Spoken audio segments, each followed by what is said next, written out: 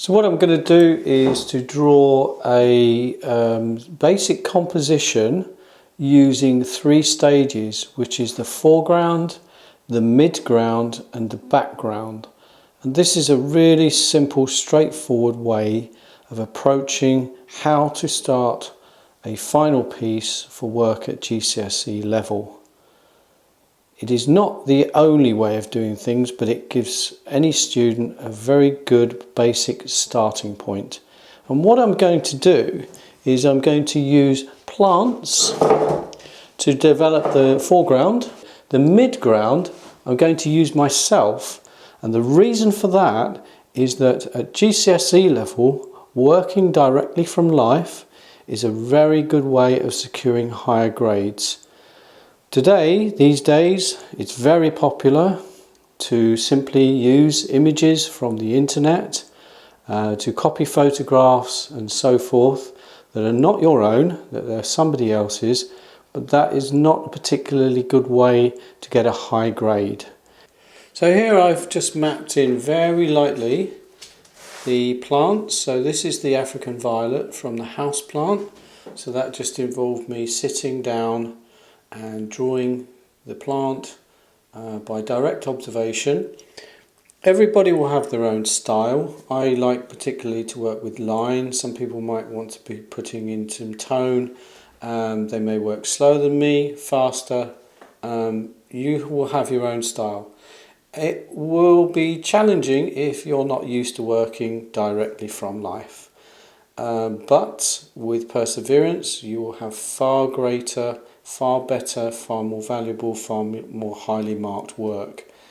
Trust me, this is definitely the way that you want to go if you want to get good GCSE marks. Work from life, whatever object it is that you're working from.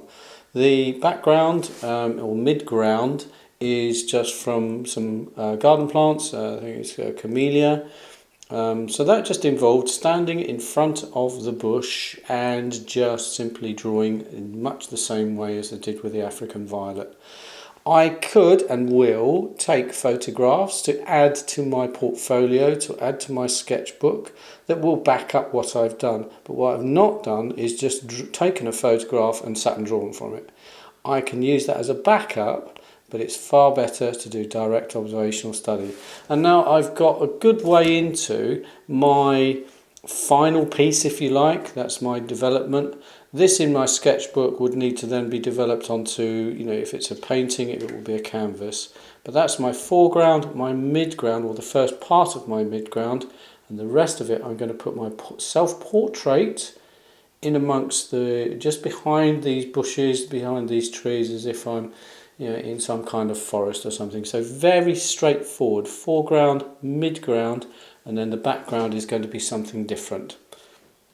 So here you can see now that I have put together my composition where I've got a foreground, which is just simply a couple of observational drawings of some plants, one in my garden and one which is on the tabletop here.